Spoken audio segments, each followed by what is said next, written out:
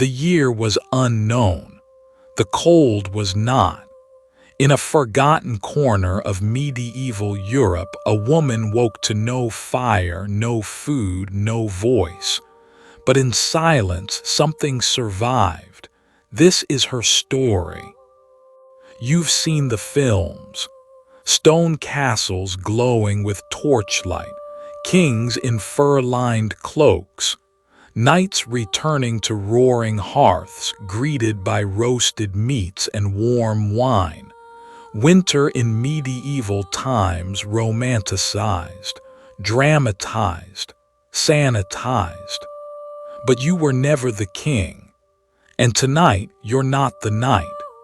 Tonight, you are her. A nameless woman in a forgotten village, buried beneath snow and silence. A peasant whose entire world fits inside a one-room hut made of mud, straw, and prayers whispered through chattering teeth. A woman whose greatest luxury is survival, measured not in gold, but in the warmth of her breath against a frozen wall. You try to imagine what it feels like, not to live in the Middle Ages, but to wake up in one. She woke with a shiver that cut through skin, bone, and dream. No alarm, no rooster, only the cold. The kind of cold that made her forget her name before her eyes even opened. A threadbare blanket clung to her shoulders, stiff with last night's damp.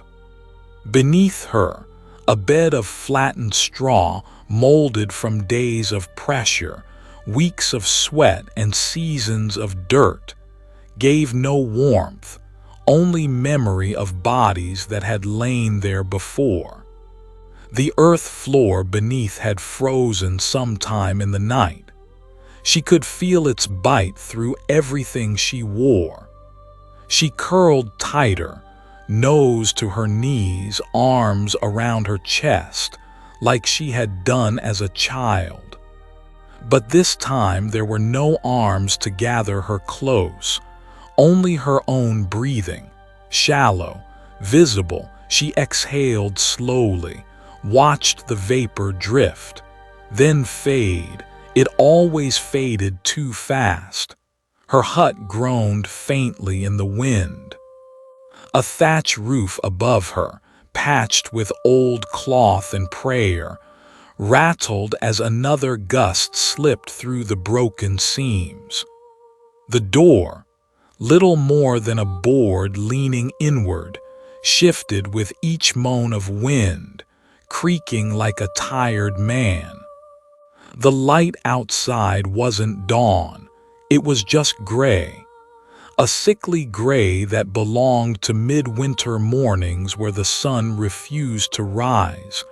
Her hands found the tunic beside her, stiff, cold. She winced as the fabric met her skin. The wool scratched her raw arms, but she forced it on. Then her stockings, damp again.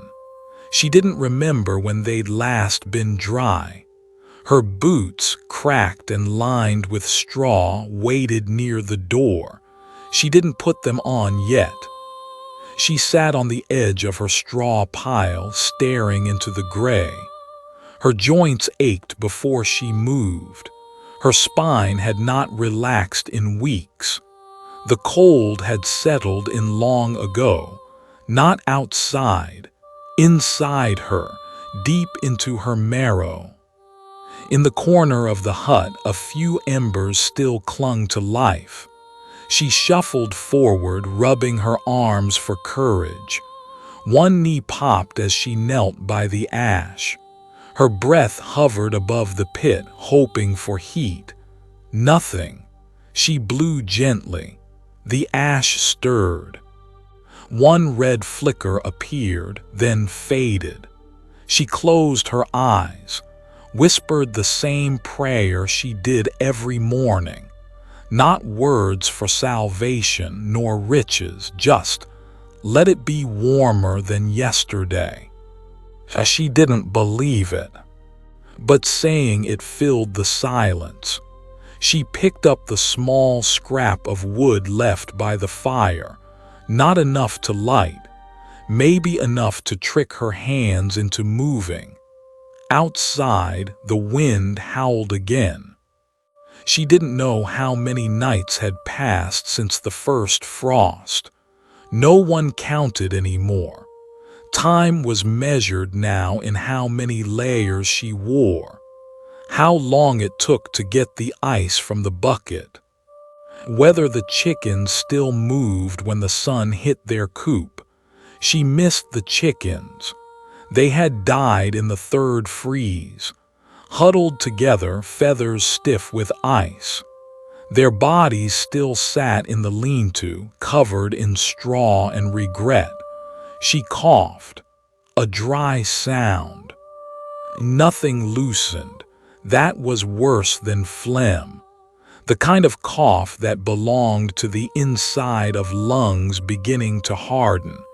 She pressed her hand to her chest, felt the rise and fall, still moving, still here.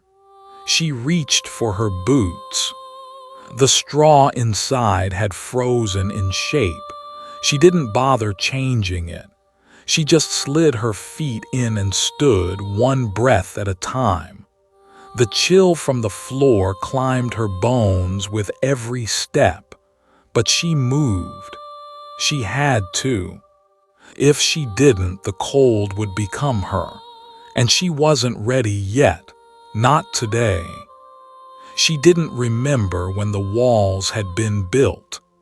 They had always been there, just like the wind, just like the ache in her lower back. Woven branches plastered with wet mud, dried with time and smoke. The house was her mother's before it was hers, and her mother's silence still clung to the corners. The walls weren't straight. Nothing in her life ever was. Cracks ran like veins down each side of the hut, stuffed with rags, straw, or whatever she could find. In summer they wept. In winter they exhaled frost. Every breath she took steamed up the air, only to disappear against the dirt. Her breath, her warmth, swallowed by clay. She had learned to plug the holes with sheep fat pressed between cloth scraps. The smell never left, but neither did the cold. She liked to imagine the scent kept spirits away, or men. She sat now by the largest crack, knitting with calloused fingers. The yarn was coarse and raw.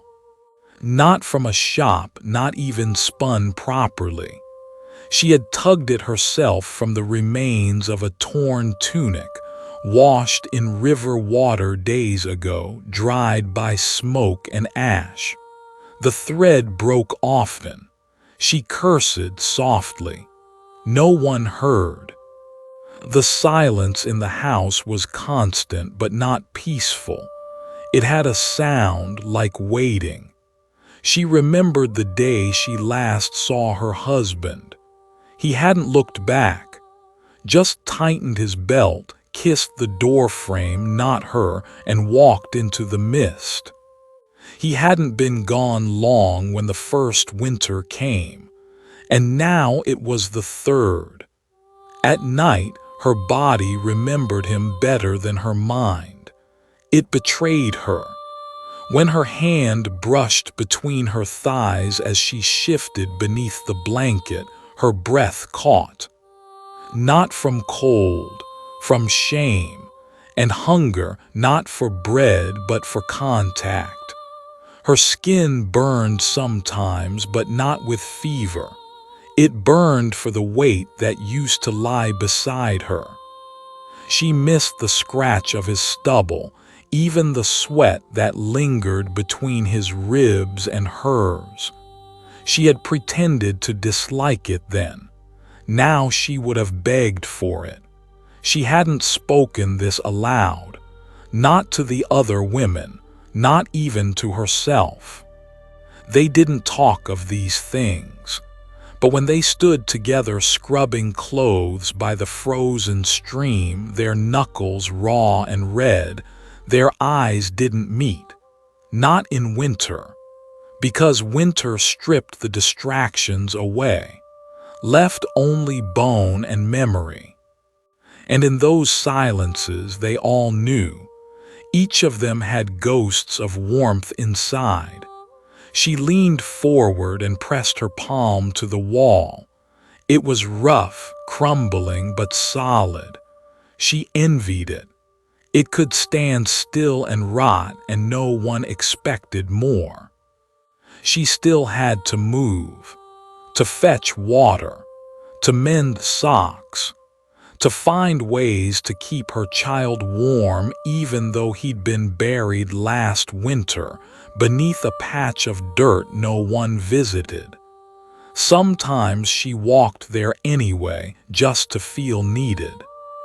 The village priest had told her it was God's will, that women must endure, that suffering was a kind of love.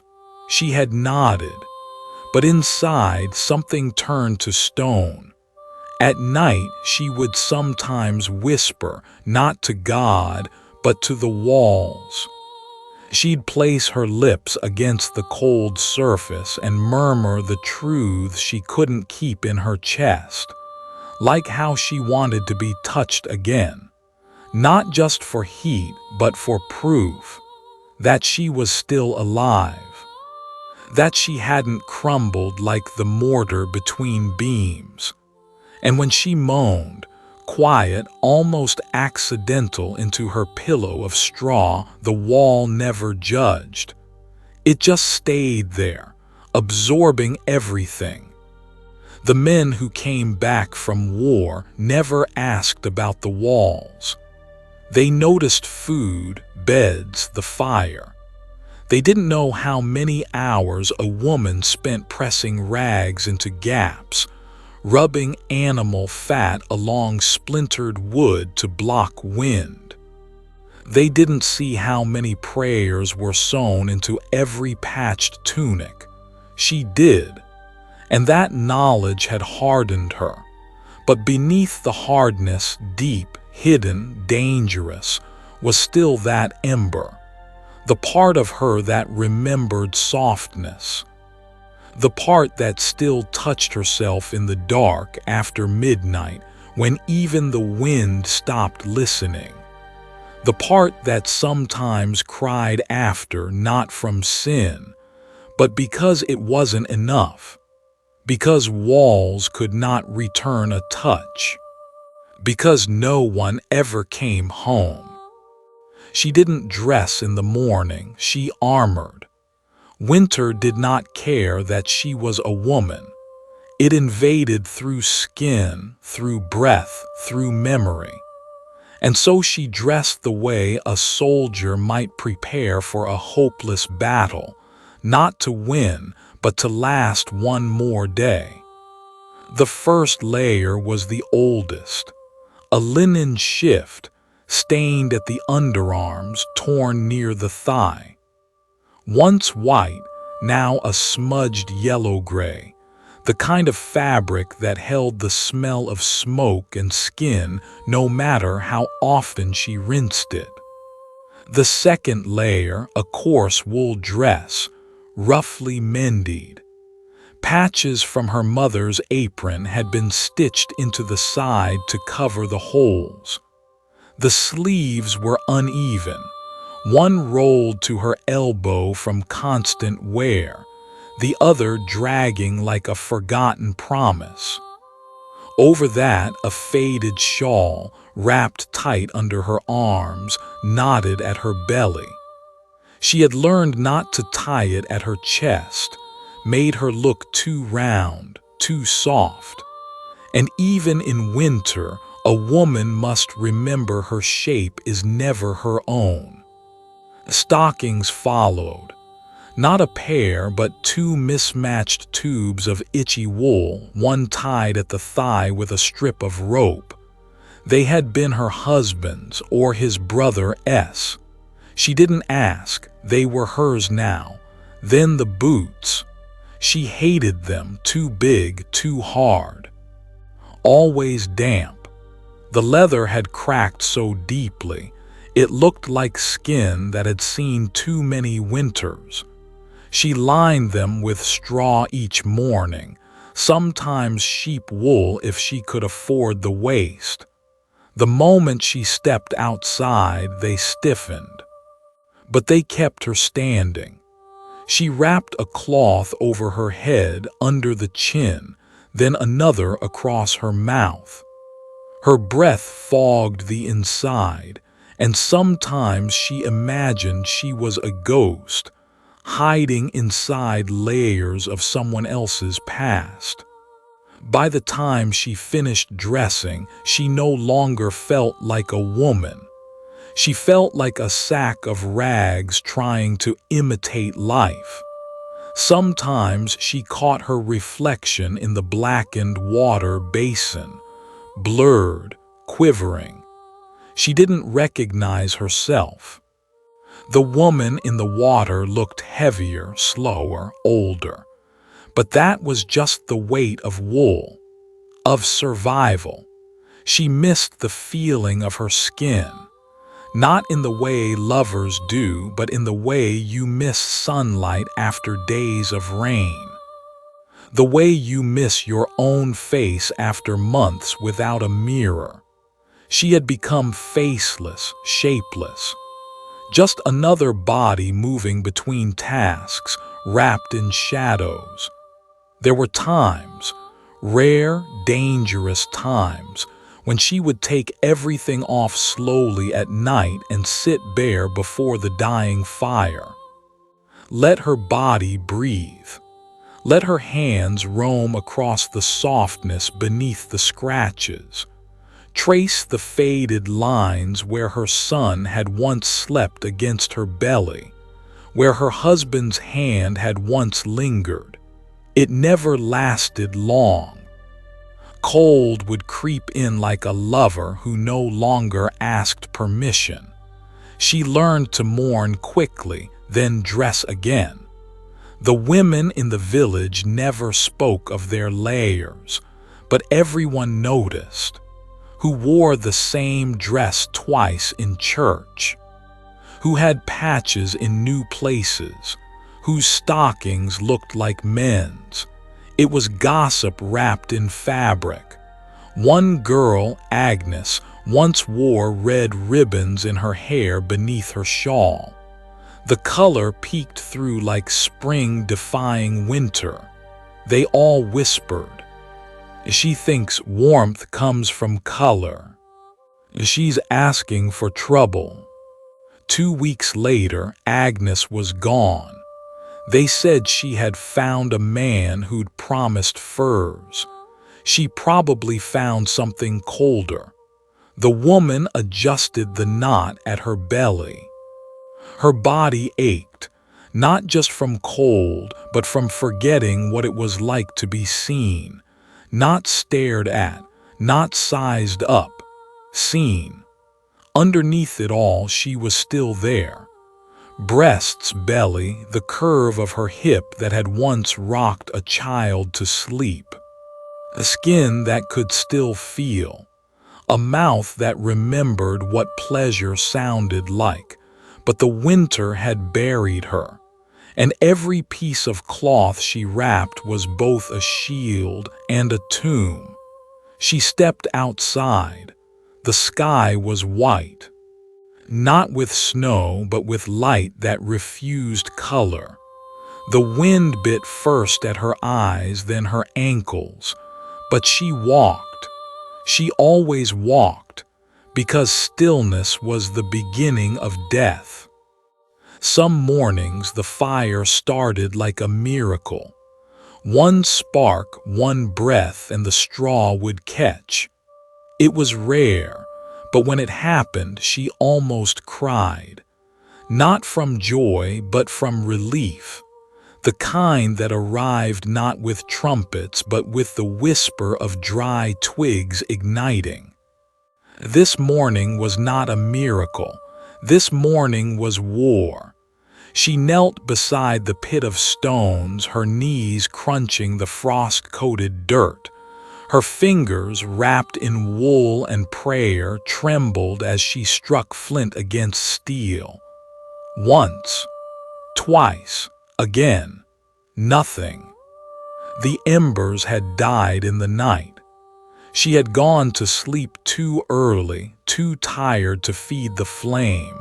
A mistake, one she might not survive twice. She leaned in close, eyes stinging from the cold. Her breath fogged the space above the kindling. She whispered to it as though it could hear, "Come back, I'm still here." She arranged the twigs like ribs crisscrossed, ready to protect something fragile beneath. Then, beneath the pile, she tucked in the last of her straw. A small piece of linen from her son's old tunic, too stained to use, too precious to burn, was placed at the center. She struck again. Spark. The flint hissed. Nothing caught. She struck harder. Her wrist ached. Her body bent lower. She cursed softly between clenched teeth. The door creaked behind her. Wind pushed in with icy fingers, scattering ash and old warmth. She didn't look up. Let the cold watch. Let it bear witness. Another strike, a flash, a breath. A pause and then a twitch of light. She blew once, twice. And then it happened, a glow, a whisper of heat. The fire lived. She shielded it with both hands, feeding it gently. Bits of broken bark, slivers of branch, hair from her comb. Her own sacrifice. As it grew, her hands hovered close. Not touching, never too soon. The heat must be earned. She sat back, spine cracking, breath uneven. The warmth reached her knees first, then her belly, then her eyes. Not warmth exactly, just the memory of it. Still, it was enough. She cradled her hands together and laid them just above the flame. They looked skeletal now, knuckles like stones, skin papered in red and gray. These were hands that had delivered bread and birth, had struck men and buried children. These were hands that had built fire out of nothing. She remembered the last time her husband had built one. He had made it look easy. A few stones, a thick log, the rhythm of confidence. He had fed it like it was a beast he knew by name. She had loved him most in that moment. Not when he kissed her, not when he pushed inside her beneath the hay, not even when he whispered her name in sleep. No, she had loved him most when he built her a fire without being asked, because it meant he wanted her alive. Now the fire was hers alone. She leaned closer, allowing the heat to kiss her cheek. In its light, she saw herself again, not as a woman, not even as a peasant, but as something ancient, like stone, like earth. She unwrapped her shawl just slightly. Let the warmth reach the bones beneath her breast. For a moment, her chest rose not from breath, but from pride. No one had helped her. No one had woken her. No one had lit the spark. And yet the flame burned. She stood slowly and placed the iron pot above it. Water collected from the icy barrel outside would take time. But time she had. Heat, she did not. She watched the steam rise as if it were a prayer made visible. From the corner of her eye, she saw the bundle of herbs, dry, bitter, tucked away in case of illness.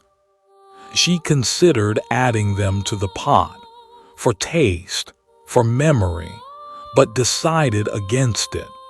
The taste of suffering didn't need seasoning. She sipped slowly. The water had barely warmed, but it tricked her mouth into remembering soups long past. Broth thick with onion, bones, even bits of meat. It had been 3 winters since meat. She placed the cup down, fingers tight around it. And then she wept, quietly.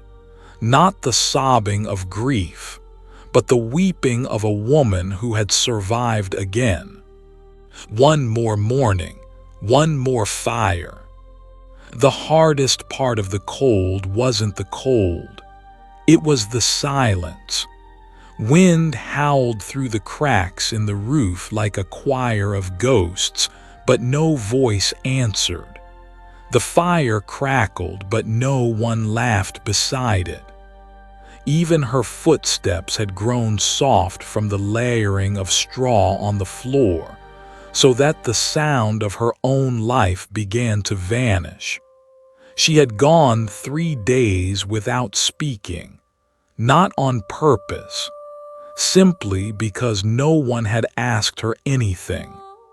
No one had passed, no child to scold, no man to greet, no prayer to utter aloud because God already knew what she would say. It made her mouth feel strange, foreign, like a part of her that had forgotten its use. When she finally tried to speak again, it came out broken. "Bread," she whispered, not to anyone, just to the wall. It was more of a sound than a word, more of a need than a statement. Her lips cracked from the dryness and her tongue felt heavy. She hadn't had bread in 2 days, only broth and only barely that. Her flour had turned gray with mold. She opened the wooden chest beside the hearth. Inside were a few shriveled roots, 1 onion, and a sack of dried beans that her husband had traded for salt the year before. She touched each one gently, as if they were relics from a better life. She took a handful of beans and dropped them into the pot with water. No spices, no oil, just heat. As they cooked, she pressed her hands to her face and closed her eyes. She remembered laughter, not hers but others. Women gathered in warmer seasons, washing linens by the stream, telling crude jokes about men and thighs and the saints who turned away. There had been giggling then, even from her, back when she had a voice. Back when she had a reason to shape sounds into meaning. She tried to laugh now, just to see, but it came out wrong, like coughing, like sorrow with edges. Her body had started to adapt to the silence. It had begun to erase her. She moved like a shadow now, not just in light but in sound. Even the creaking of the floor under her steps had dulled, as though the house itself no longer reacted. She touched her mouth. The lips were cracked, the skin peeled. She couldn't remember the last time she kissed anyone, or even been kissed. She wondered if she still knew how. The women in the village said little to her. Most were busy. Most had their own ghosts, but part of it, she knew, was shame. Shame curled like smoke around every woman in the cold. It came not just from poverty, but from need, from hunger that wasn't always about food, from the ache in their thighs that returned at night, from the dreams that visited them, rough hands, mouths that said nothing but did everything. They never said it aloud, but it lived in them behind the silence. She had dreamt 2 nights ago of warmth between her legs, not fire, not cloth, but flesh, a memory maybe, or a wish. She had woken with her hand between her thighs, and the shame of it lingered like smoke in her lungs. No one would ask, no one would tell. In winter, even lust turned to vapor. The beans were softening now. She stirred slowly, imagining herself stirring something fuller, something that had meat, marrow, spice. She imagined someone sitting across from her. Not her husband, not even a lover, just someone with eyes and a mouth and a voice. They would ask her something, anything. "What do you dream about?" they might say, and she would answer, "About being seen." She blinked and found herself still alone. Steam rose. The room filled with the faint smell of food. Enough to remind her she existed, not enough to make her feel full. She ladled a portion into a wooden bowl and sat on the floor, cross-legged, quiet, a ritual more than a meal.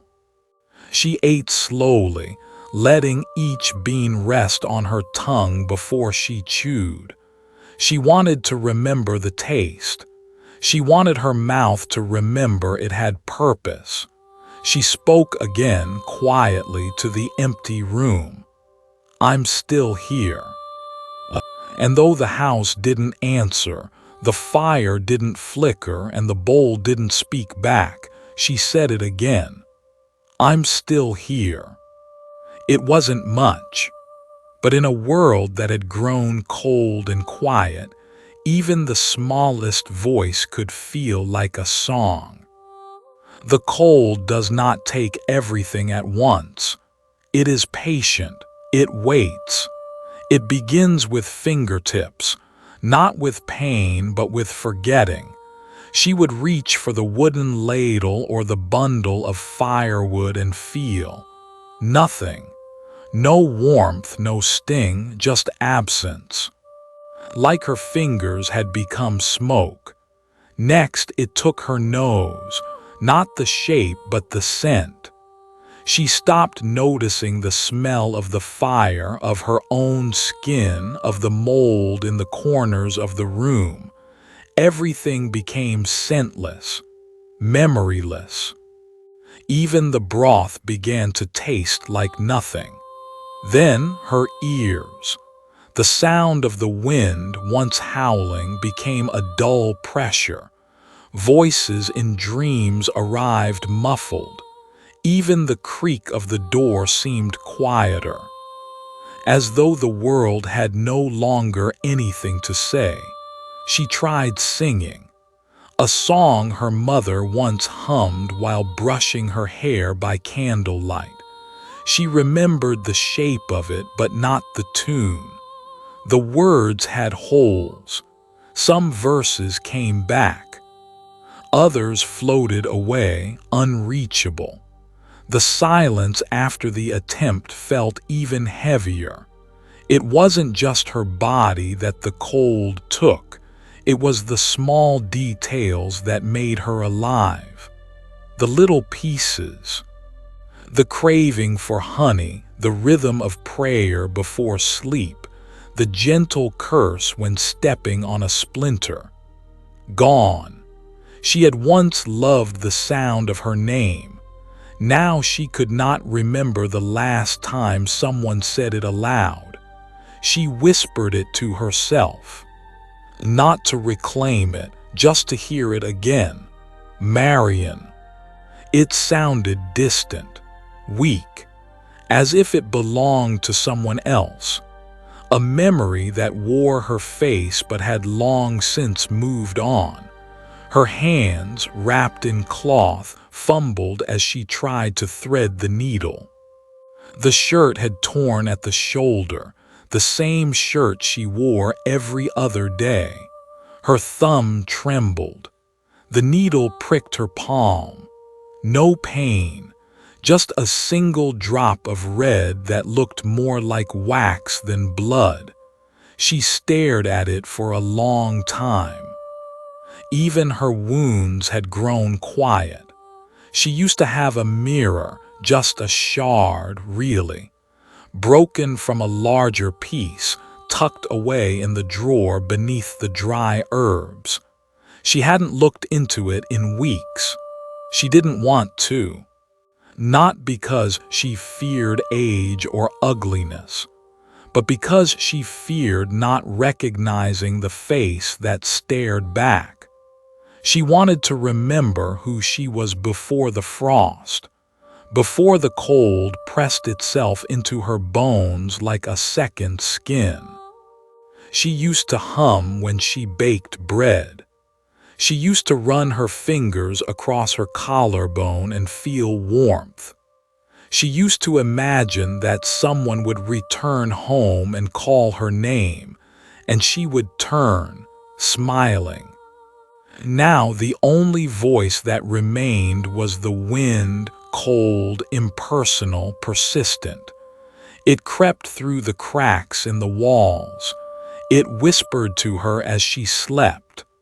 Sometimes it even imitated the voices of people she had known. Her mother, her husband, a sister she had not seen in years. It said, "You are the last." And some days she believed it. The village had grown quiet. Footsteps were rare. Doors opened slower. She had not seen the neighbor's boy in days. The one who used to bring her bits of cloth or broken tools to mend. She wondered if he had fallen ill, or if he simply stopped walking past her hut. She used to dream of spring. Now she just dreamed of less cold, less hunger, less silence. Not joy, not even hope, just less of this. There was a part of her that knew the cold wasn't just something outside. It had begun to live inside her, like a second soul. It didn't want her dead, not yet. It wanted her empty. She would not let it win. She lit another fire, slower this time, with less straw. Her supply was thinning. She boiled water, not for food but for memory, for the sound of the bubbling, for the smell of smoke, for the rhythm it gave her hands. She dipped a cloth in it and pressed it against her cheek. Warm, not enough, but warm. She reached beneath her shift and touched her stomach. The skin there had not felt another's hand in years. She pressed her palm flat. She closed her eyes, still alive, still hers. She mouthed the name again, not just to hear it, but to claim it. Marion. She said it louder. And though no one heard, though the room remained still, though the cold pressed on, she had spoken. And that meant something. The sun appeared for less than an hour. It came not with warmth, but with the idea of warmth. A pale light spilled through the slats in the wall and painted long fingers across the floor. She didn't notice it at first. Her eyes had grown so used to gray that anything brighter startled her. But when it touched her face, she gasped. Not because it hurt, because it reminded her of color. Color had once ruled her world.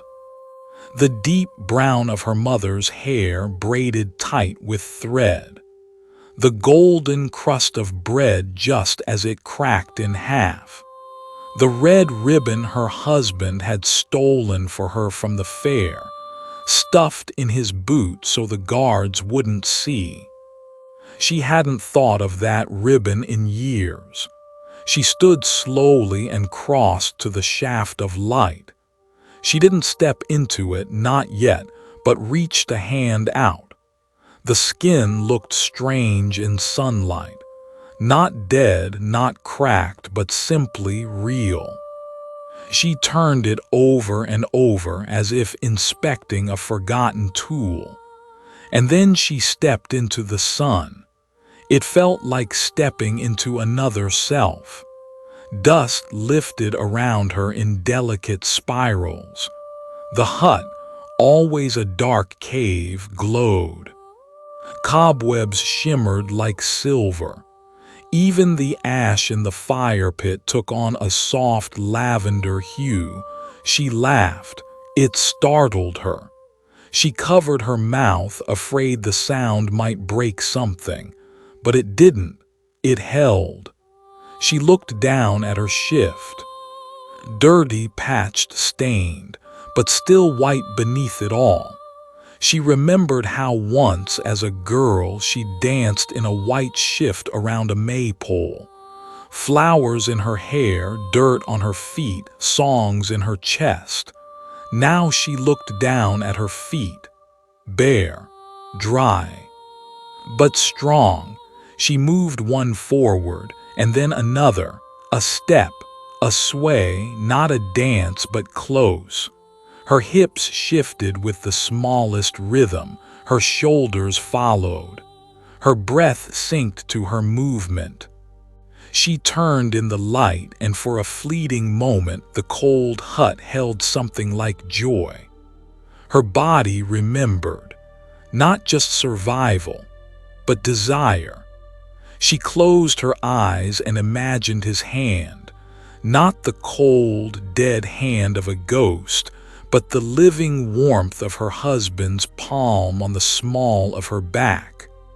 She imagined his breath on her neck, the heat not of fire but of flesh. She didn't blush. She smiled, the ribbon, the maypole, the dance. There was still a woman beneath the layers, beneath the soot and silence, beneath the hunger. She raised her arms above her head, twirling once. Her back cracked, her ankle protested, but she didn't stop. She moved with the light, with the dust, with the color.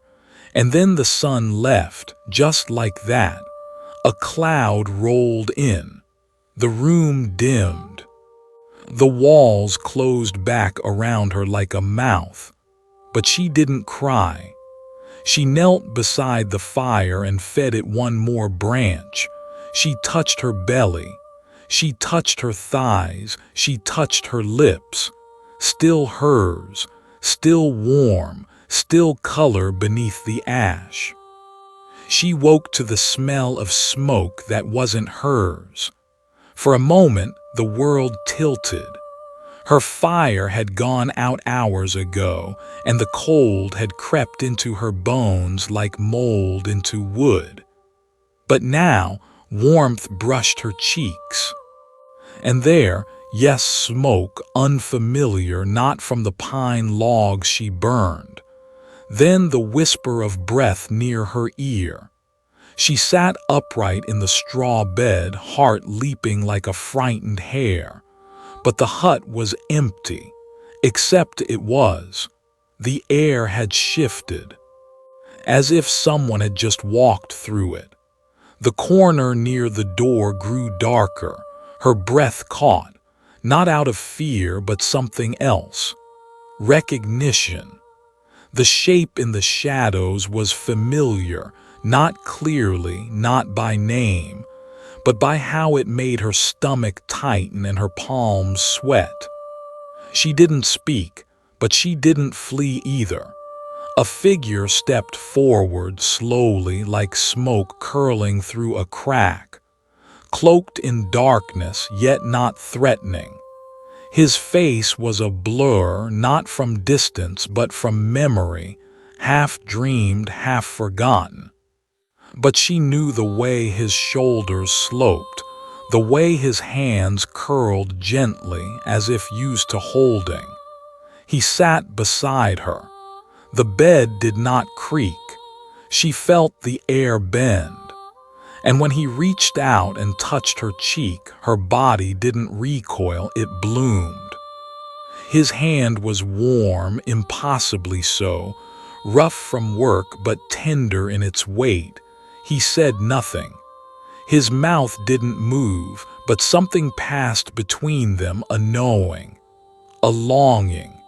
She closed her eyes and let him kiss her, not on the lips, on the neck, soft, slow, with the patience of someone who had waited a very long time. She inhaled sharply. Her fingers clutched the shift at her chest. Her knees bent beneath her. She felt heat stir in her belly, not fire, not food, but something that had been asleep. He moved closer. His hands, once vague, became firm. He traced her jaw, her shoulder, her side, not hungrily, reverently, as though remembering her skin more than claiming it. She arched into his touch, uncertain if this was real or dream, but not caring. She whispered, "Who are you?" No answer. Only his breath against her collarbone, her own breath caught, her thighs pressed together. Her mouth opened slightly, not to speak but to gasp, to feel. He lay her down in the straw, the cold receded. The hut dissolved. There was only skin, and heat, and movement, not frantic, not rushed, but sacred. His weight atop her did not crush, it grounded. Their bodies moved like old songs, half remembered, perfectly timed. She cried out softly, not from pain but from release. Her hands clawed at his back. Her knees bent around him. He held her face as she came undone. She didn't cry, but her breath stuttered. And for the first time in years she felt wholly known. When she opened her eyes, he was gone. The bed was still warm. The fire remained unlit. The door was closed. But her thighs were damp, her lips swollen, her heart racing. And there beside her a single red thread, not hers, not from her clothing. She touched it. It dissolved in her fingers. A dream, perhaps, but her body knew. She smiled into the dark and whispered, "Thank you." Silence had grown heavier. Not the kind of silence one chooses, like when the snow falls gently and you hold your breath to listen. No, this silence pressed into her chest like damp wool. It clung to her ribs. It filled the gaps between her teeth. It came after the dream. She had awakened in the same bed of straw, her thighs sticky, her lips dry, her breath caught between disbelief and longing. The warmth of the night visitor had vanished, leaving behind the echo of touch. But what hurt more than his absence was the silence. Not even the birds called that morning. She stepped outside. The snow had stopped, but the sky hung low and gray, as if God had forgotten to finish the painting. Her boots, patched and stiff, sank into the frost. No smoke from neighboring huts. No chatter from the children. Just the creak of old wood and her own exhale. She missed words, not the grand kind, not scripture or song, the simple ones. Here, take, I saw you." She hadn't spoken to another person in 7 days. She counted. Once she used to joke with the baker, call to her neighbor across the field, whisper secrets to her goat. Even after her husband left for war, she'd kept talking to the wind just to hear herself. Now she feared her voice had forgotten how. She tried. "Hello," she said to the fire. It didn't answer. She tried again. "My name is Marion." The sound startled her, not because it was loud, because it felt foreign, crooked, like a tool that had gone unused too long. She spoke to her hands, to the walls, to the cup. She told them she had once been kissed beneath the mill, that she once gave birth under a tree, that she had a sister named Elsia who could whistle through her teeth. She kept talking, her voice cracked, it rasped, it begged for water, but she didn't stop, because the silence was winning, and it wasn't just around her, it was inside her. It had eaten her laughter, her anger, even her prayers. Sometimes when she sat by the fire, she thought she heard voices, whispers in the wood, the rush of snowflakes hitting the window like tiny fists, the breath of someone standing just behind her. But when she turned, there was nothing, nothing but that damn silence. She pressed her fingers to her temples. "Talk to me," she said, to who she didn't know, the dead, God herself. She missed being touched, but more than that, she missed being heard. When her husband was alive, they'd argue over salt, over firewood, over how many chickens to keep. Their voices had filled the air with heat. It had made her feel real. She thought of the women who lived across the field, now gone. Had they gone silent too? Did they fade not from hunger or illness but from quiet?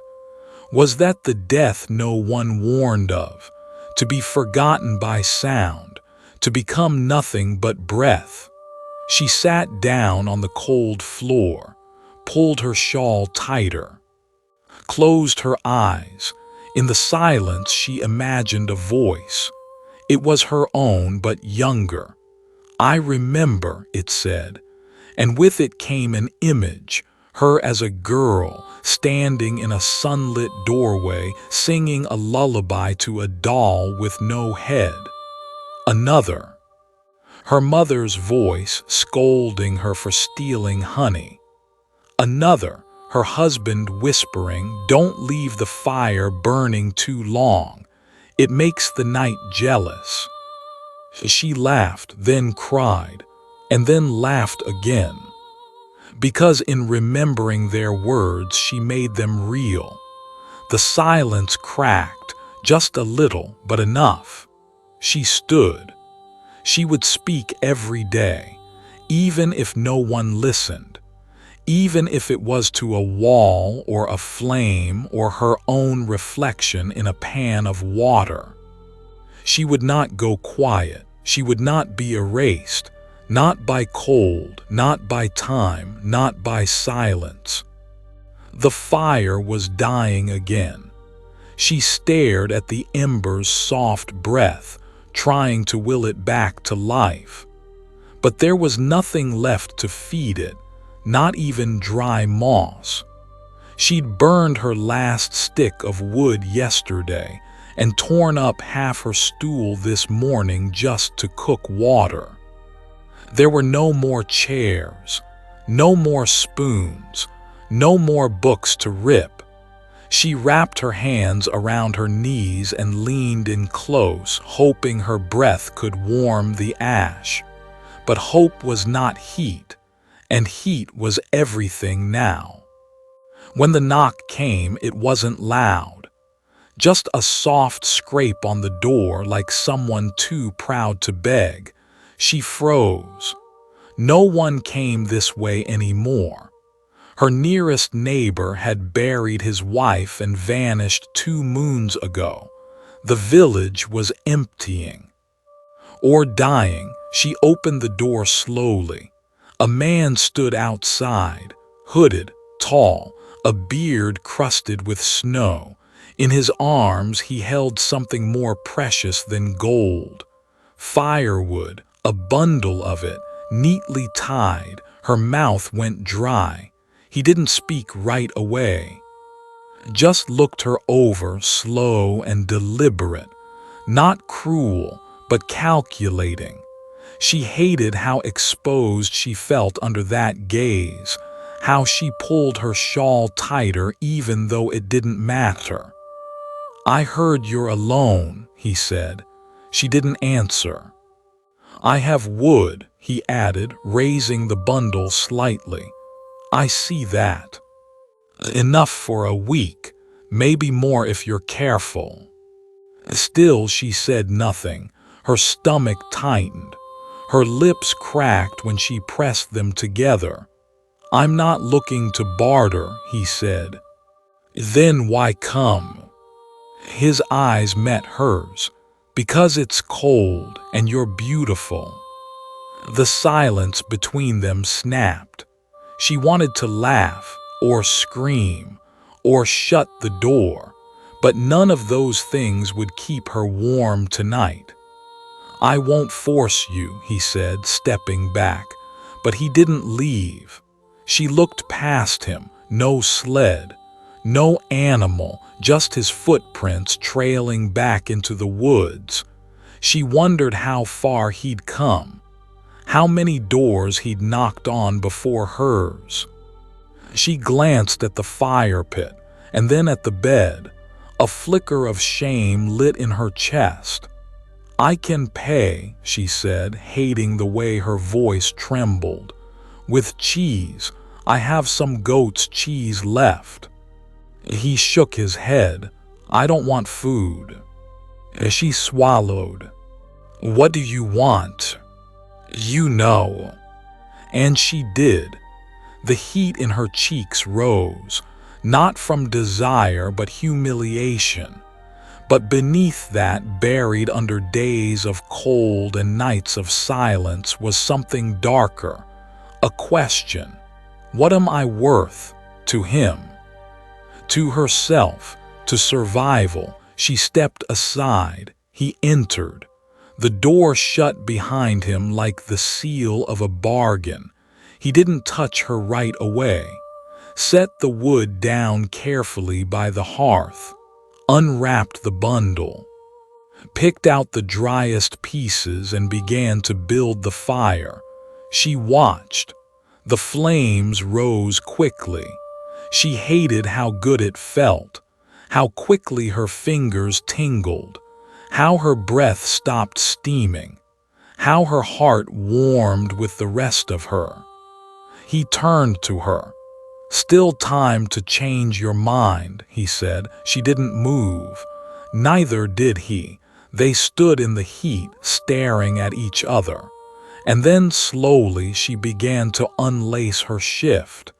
He stepped forward. She closed her eyes. He touched her arm, not roughly, but not gently either. It happened on the floor near the fire. The light flickered against the walls. There was no romance, no pretense, just bodies moving for heat, for need, for the price of firewood. When he was done, he dressed, didn't speak, didn't offer to stay. He left the rest of the bundle. She lay on the floor long after he was gone. The fire crackled, her body ached. She touched her own skin, still warm, still hers, but different now. Not broken, not whole, just burning. The goat stared at her. She had lived with the animal for nearly 5 winters now. a stubborn, wiry thing with yellow eyes and a patch of missing fur on its back. It had once been a gift from her sister, when gifts were still a thing. The goat had survived starvation, wolves, and one terrible birth. But lately it had become silent, too silent. It no longer bleated at the fire, no longer shuffled at the door. It simply sat and stared. At her, she tried not to mind. Animals don't carry judgment, that's what people say. But every time she moved around the hut, every time she reached for something, cheese, a cloak, a knife, the goat's eyes followed. And today it wouldn't look away. Not after the man. Not after the firewood. She squatted down beside the creature. "You're acting strange," she whispered, running her hand over its coarse back. The goat did not move. "Are you cold?" Still nothing. She looked into its eyes. There was no warmth there. No fear, just presence, deep old presence. A strange thought struck her. This goat knows what I've done. She pulled her hand away, laughed bitterly. "You're a goat," she said, "not a priest, not a ghost." But still the goat watched. She moved to the hearth and stoked the fire. The warmth was good. She hated how good it felt. It made her wonder if she'd ever be cold again, if she'd paid the price once and for all. She looked over her shoulder. The goat was still staring. "Fine," she snapped. "What do you want? To remind me, to punish me? Do you think I wanted it?" She threw a piece of stale bread toward it. The goat didn't move. It didn't even flinch when the crust bounced off its hoof. "You've eaten filth from the forest," she hissed. "You've licked frost off dead wood, but I'm the one being judged." Her voice cracked. She turned back to the fire, ashamed of yelling. Her hands trembled. She reached into the ashes, pulled out a half-burned stick and held it to her chest. The heat didn't calm her. It mocked her. "You saw everything, didn't you?" she whispered. The goat blinked. Something inside her broke open, because yes, it had. Not just last night, but all the nights. When she cried into her blanket. When she whispered names no longer alive. When she asked the darkness for forgiveness or comfort or company. The goat had been there, always, watching. And now it felt like it was waiting for her to name it, to confess, to admit something neither of them wanted to say aloud. "I was cold," she murmured. "I was hungry. I didn't want to, but I did." Silent, I said yes. She closed her eyes, and I liked the warmth. Still silence. Then a soft sound, not a bleat, something like a sigh. She opened her eyes. The goat had turned away. For the first time in days it faced the wall, as if it had heard, understood, and forgiven. She felt a sob rise, but she swallowed it. Instead, she stood, walked to the goat, and knelt. "Thank you," she said. She didn't know why, only that it felt right. She laid her forehead against its rough back. And for the first time in a very long time, she felt like someone knew her. Not just the skin, not just the body, but the story. And they stayed like that in the quiet as the fire crackled and the outside world howled. It began with a twitch in her belly, a small cramp, a nudge, nothing more, but it startled her. She had grown so used to not feeling that it took her a while to recognize it. Hunger, real hunger. Not the dull ache that lingered in the background of every winter day, not the habitual emptiness. No, this was something sharp, something alive. She pressed a hand to her stomach, confused by it. "I thought you were dead," she whispered. The goat blinked from its corner. The fire crackled behind her. She hadn't truly eaten in 3 days. A scrap of bark, a half-thawed root, and half a heel of stale bread. She had rationed the cheese until it turned sour. The snow outside had made scavenging impossible, but she had survived, somehow. And now her body wanted more, not just food. Her hands tingled. Her heart beat louder. She stood and felt it again, desire. Not the kind that had visited her in dreams or bargained for firewood, but a hunger for movement, for air, for something beyond the walls of her hut. She pulled on her boots. They were stiff, cold, and still damp from the last thaw. Her shawl was heavy with smoke and ash, but she wrapped it tight and stepped outside. The world was white, blank, but the sky had cleared, blue streaked with fading gray. The snow glistened like crushed glass, too beautiful to belong to such a brutal season. She took a breath. It hurt, but it was clean. For the first time in weeks, she felt like she wasn't drowning in her own warmth. She walked, slowly at first, past the gate, down the path that led toward the woods. She had not gone this way since before the frost, since before the silence. With each step, her body remembered its weight. Her back complained. Her feet stumbled. Her knees throbbed, but her heart rejoiced because she was moving. She was alive. She reached the tree line. There beneath the boughs lay possibility. She scanned for fallen branches, dried moss, any sign of edible root. Her fingers worked automatically, digging, gathering, sorting. The cold bit at her knuckles, but she didn't mind. She was working. She was being. She found a frozen blackberry vine, brittle but promising. She cracked off the stem and chewed it slowly. It tasted like nothing, but it filled her mouth with purpose.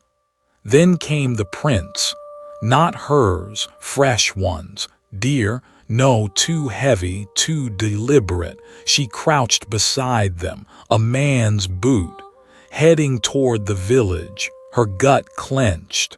Was it him, the one from the firewood?